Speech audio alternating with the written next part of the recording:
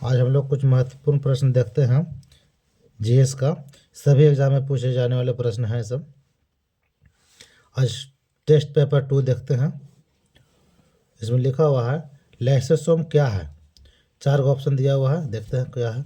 पाचन केंद्र है कि श्वसन केंद्र है कि मल विसर्जन केंद्र है कि ऊर्जा केंद्र है। तो लाइसोसोम क्या है? पाचन केंद्र, ऑप्शन नंबर 1। देखिए 2 नंबर क्वेश्चन में कहता है कि गुणसूत्र की संख्या सबसे कम किस में होती है। देखिए 4 का ऑप्शन दिया हुआ है, जीवाणु दिया हुआ है, विषाणु, शैवाल, कवक। मतलब इस चारों में सबसे कम किस में होती है? तो इसमें जीवाणु, ऑप्शन नंबर 1 जीवाणु आंसर हो जाएगा। देखिए कह रहा है 3 नंबर क्वेश्चन, किससे कोशिका के अचल संपत्ति के रूप में जाना जाता है। कोशिका का अचल संपत्ति के रूप में कार्बोहाइड्रेट है, वसा है, प्रोटीन है, न्यूक्लिक एसिड है। तो किसे कहा जाता है अचल संपत्ति? न्यूक्लिक एसिड को, ऑप्शन नंबर 4 इन डी। देखिए इसमें कह रहा है 4 नंबर क्वेश्चन में किसमें असूत्री विभाजन होती है। इसमें 4 में किसमें असूत्री विभाजन होती है? जीवाणु, मनुष्य, मेढक या बंदर। किस में होती है? तो जीवाणु में, ऑप्शन नंबर 1 जीवाणु। देखिए इसमें है 5 नंबर में कि समसूत्री विभाजन कितने चरणों में पूरा होता है। समसूत्री विभाजन कितने चरण में पूरा होता है? 5, 4, 3, 2। कितने चरण में पूरा होता है? 5 चरणों में, ऑप्शन नंबर 1। देखिए इसमें है मानव में गुणसूत्रों की संख्या क्या होती है, कितनी होती है। मानव में गुणसूत्रों की संख्या कितनी होती है? तो इसमें दिया हुआ ऑप्शन नंबर 44 है, 48 है, 46 है और 43 है। तो इसमें 46 हो जाएगा। देखिए 23 जोड़ा रहता है, जोड़ा में 23 होता है, लेकिन वो संख्या पूछा है तो 46 हो जाएगा, ऑप्शन नंबर सी। देखिए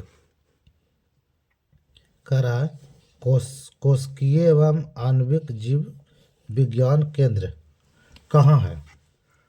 कहाँ है? ऑप्शन नंबर देखिए 4 दिया हुआ है, मुंबई, कोलकाता, बेंगलुरु, हैदराबाद। तो कोशिकीय एवं आणविक जीव विज्ञान केंद्र कहाँ है? हैदराबाद में, ऑप्शन नंबर 4। फिर देखिए कह रहा है कि प्रोटीन का संश्लेषण कहाँ होता है। प्रोटीन का संश्लेषण ऑप्शन क्वेश्चन नंबर 8 कह रहा है गोल्जिकाय, राइबोसोम, माइटोकॉन्ड्रिया या सेंट्रोसोम। तो कहाँ होता है प्रोटीन का संश्लेषण, कहाँ होता है? ये राइबोसोम में, ऑप्शन नंबर बी। फिर देखते हैं आनुवंशिकी उत्परिवर्तन होती है किसमें। डीएनए, आरएनए, क्रोमोसोम कि राइबोसोम। तो इसमें हो जाएगा क्रोमोसोम, ऑप्शन नंबर 3 यानी सी। देखिए फिर कह रहा है कि आनुवंशिकता शब्द प्रयोग सर्वप्रथम किसने किया था। आनुवंशिकता शब्द का प्रयोग सर्वप्रथम किसने किया था? ऑप्शन दिया हुआ है 4 को, मॉर्गन, मेंटल, डब्ल्यू वाटसन एवं जोहानसन। तो आनुवंशिकता प्रयोग सबसे पहले किसने किया था? डब्ल्यू वाटसन ने, ऑप्शन नंबर सी यानी 3 लगा दीजिए। फिर देखते हैं निम्नलिखित में सबसे बड़ा कोशिकांग है। इस 4 में सबसे बड़ा कोशिकांग किसका है? तो देखिए इसमें लिखा हुआ है पहला नंबर में गुणसूत्र, बी में माइटोकॉन्ड्रिया और सी में प्लास्टिड और 4 में गोल्जिकाय। तो किसका होता है सबसे बड़ा कोशिका अंग? है प्लास्टिड का, ऑप्शन नंबर 3। फिर देखते हैं 12 नंबर क्वेश्चन क्या कहता है गोल्जिकाय का। देखिए गोल्जिकाय का प्रमुख कार्य, मतलब गोल्जिकाय का प्रमुख काम क्या है। तो इसमें देखिए श्वसन करना, कोशिका विभाजन शुरू करना, पाचन, रस उत्पन्न करना कि श्रवण करना। तो क्या है गोल्जिकाय का प्रमुख कार्य? श्रवण करना, ऑप्शन नंबर 4 हो जाएगा। फिर देखिए कह रहा है कि न्यूक्लियड की खोज सर्वप्रथम किसने किया था? न्यूक्लियर खोज सर्वप्रथम किसने किया था? लीवेनहॉक, स्वान, हॉफमिस्टर या ब्राउन ने? तो न्यूक्लियर खोज सबसे पहले किसने किया था? ब्राउन। ऑप्शन नंबर 4 एनडी हो जाएगा। फिर देखिए कह रहा है कोशिका की आत्महत्या थैली कहा जाता है। कोशिका का आत्महत्या की थैली किसको कहा जाता है? तो इसमें देखिए लाइसोसोम है, राइबोसोम है, गोल्जिकाय है, इनमें से कोई नहीं।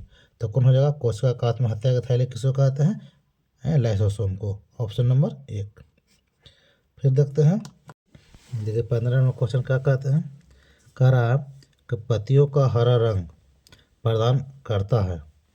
हरा रंग प्रदान करता है क्रोमोलाइट, क्लोरोप्लास्टर, ल्यूकोप्लास्टर या टोकोप्लास्टर। तो पत्तियों का हरा रंग, जो पौधा होता है उसमें पत्ता हरा हरा होता है ना, तो हरा रंग किसके कारण होता है वही पूछ रहा है। पत्तियों का हरा रंग किसका होता है? क्लोरोप्लास्ट। Option number B. फिर कहता है कि फूलों और बीजों को विभिन्न प्रकार के आकर्षण रंग प्रदान करता है। फूल और बीज होता है तो विभिन्न प्रकार के, कोई लाल, कोई हरा, कोई पीला होता है ना, तो विभिन्न प्रकार के आकर्षण रंग प्रदान करता है। कौन करता है? तो इसमें लिखा हुआ है ऑप्शन में ग्लोसाइड, क्रोमोप्लास्ट या क्लोरोप्लास्ट में से कोई नहीं। तो कौन करता है? क्लोरोप्लास्ट। Option number B. फिर देखिए 17 नंबर क्वेश्चन कर रहा है कि आरएनए का प्राथमिक कार्य क्या है? जो आरएनए है, ये डीएनए होता है, आरएनए होता है, तो जो आरएनए है इसका प्राथमिक कार्य क्या है? इसमें ऑप्शन में दिया है प्रकाश संश्लेषण, प्रोटीन संश्लेषण, प्रकृति बनाना, इनमें से कोई नहीं। तो क्या हो जाएगा? प्रोटीन संश्लेषण। Option number B. देखिए 18 नंबर कहता है क्वेश्चन, टमाटर में लाल रंग किसके कारण होता है? जो टमाटर होता है उसमें लाल रंग होता है, तो किसके कारण होता है वही पूछ रहा है। देखिए ऑप्शन दिया हुआ है कैप्सेसिन, कैरोटीन, लाइकोपिन दिया हुआ, इसमें दिया हुआ है जेंथोफिल। तो टमाटर में लाल रंग किसके कारण होता है? लाइकोपिन के कारण। Option number C. फिर देखिए लिखा हुआ है आनुवंशिकी का पिता या जनक किसको कहा जाता है? आनुवंशिकी का पिता या जनक किसको कहते हैं? ऑप्शन में दिया हुआ मेंडल, डार्विन, पोलैंड या ल्यूवेनहॉक को। तो किसको कहते हैं? मेंडल को। मेंडल को कहते हैं आनुवंशिकी का पिता या जनक। Option number 1। फिर देखिए कह रहा है अर्धसूत्री विभाजन पाया जाता है।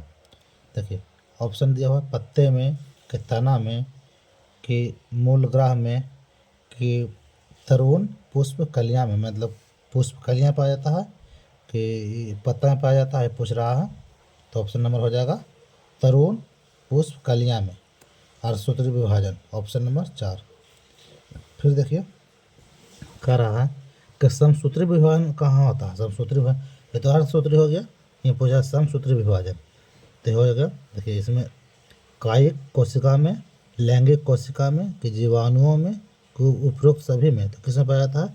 कायिक कोशिका में। Option number 1।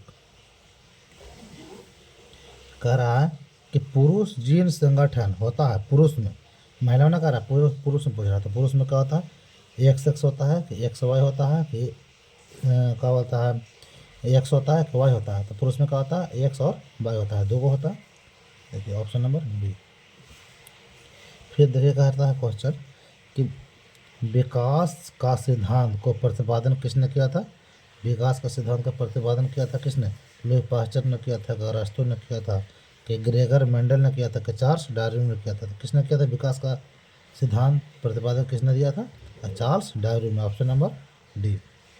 देखिए फिर कह रहा है कि जीवों के प्रकृति चयन का सिद्धांत को किसने प्रतिपादित किया था?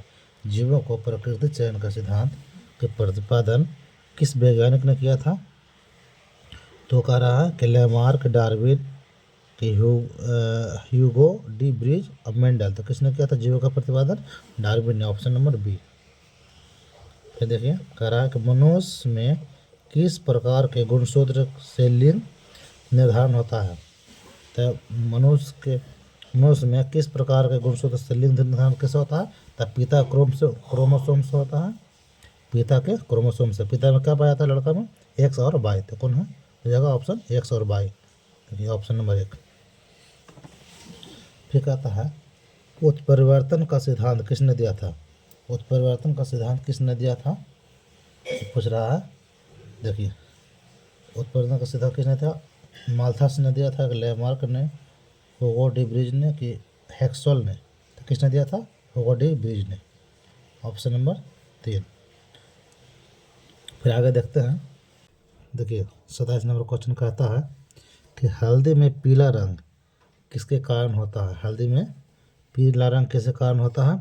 Carotene, capsanthin, xanthophyll, lycopene. तो हल्दी में पीला रंग होता है जेंथोफिल के कारण। Option number C. फिर कह रहा है प्रकाश संश्लेषण में सहायक होता है। कौन होता है प्रकाश संश्लेषण में? क्लोरोप्लास्ट की होता है, क्या लिखा है? क्लोरोमाइस्ट, ल्यूकोप्लास्ट में से कौन है? तो कौन होता है? क्लोरोप्लास्ट। प्रकाश संश्लेषण में क्या सहायक होता है? क्लोरोप्लास्ट। Option number 1। फिर कहता है कि आनुवंशिकी संबंधी प्रयोग के लिए मेंडल ने किस पौधे का चुनाव किया था? तो सभी को पता है किस पौधे का चुनाव था। मटर था, आंवला था, कि टमाटर था, कि सोयाबीन था? तो क्या था? मटर का पौधा। Option number 1। फिर देखिए 30 नंबर क्वेश्चन कहता है कि लाइसोसोम की खोज किसने की थी? लाइसोसोम की खोज तो डी डूबे ने, पोलैंड ने, डार्विन ने, कि वाटसन ने? तो लाइसोसोम को किसने किए थे? डी डूबे ने। Option number 1। फिर देखिए कह रहा है कि एक जीन एक एंजाइम सिद्धांत किसने दिया था? एक जीन एक एंजाइम का सिद्धांत किसने प्रतिपादित किया था? 4 वैज्ञानिक का नाम दिया हुआ है, देख लीजिए। कह रहा है स्लाइडेन एवं सोसन ने, बीडल एवं टैटम और मेंडल एवं डार्विन ने, वाटसन एवं क्रिक ने। किसने दिया था? बीडल एवं टैटम ने। Option number B. फिर देखिए फिर कह रहा है डीएनए का डबल हेलिक्स मॉडल किसने तैयार किया था? डीएनए का डबल हेलिक्स मॉडल किसने तैयार किया था? ऑप्शन है वाटसन एवं क्रिक ने, लेबोजियर ने, बीडल एवं टैंडम ने, स्लाइडेन एवं सोसन ने। किसने किया था? वाटसन एवं क्रिक ने। Option number 1। फिर देखिए कह रहा है कि राइबोसोम किसके बने होते हैं? राइबोसोम किसके बने होते हैं? देखिए डीएनए, आरएनए तथा प्रोटीन। डीएनए तथा प्रोटीन, आरएनए तथा प्रोटीन किसके बने होते हैं? आरएनए तथा प्रोटीन। Option number B. फिर कहता है कोशिका का एक एटम बम कहलाता है। क्या कहलाता है कोशिका का एटम बम? देखिए गोल्जी काय, राइबोसोम, लाइसोसोम, इनमें से कौन है? तो कौन कहलाता है कोशिका का atom bomb? Lysosome. Option number C. फिर कहता है जीन बने होते हैं किससे बने होते हैं जीन? हिस्टोन से, जीन की लाइकोप्रीन से, लाइकोप्रोटीन से, हाइड्रोकार्बन से, पॉलीन्यूक्लियोटाइड से। तो जीन बने होते हैं पॉलीन्यूक्लियोटाइड से। ऑप्शन नंबर 4 डी हो गया। कह रहा है देखिए कह रहा है जीवन की उत्पत्ति किस काल में हुई थी?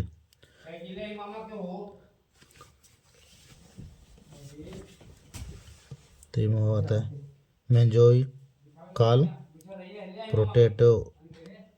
प्रोटेजोइक काल, प्रीकैम्ब्रियन काल, डेवोनियन काल। कौन हो जाएगा? ऑप्शन नंबर प्री कैम्ब्रियन काल। Option number C. फिर कह रहा आनुवंशिकता के मूल इकाई क्या है? जीन, गुणसूत्र, युग्मन, कोई नहीं। तो कौन हो जाएगा? जीन। बस इस तरह से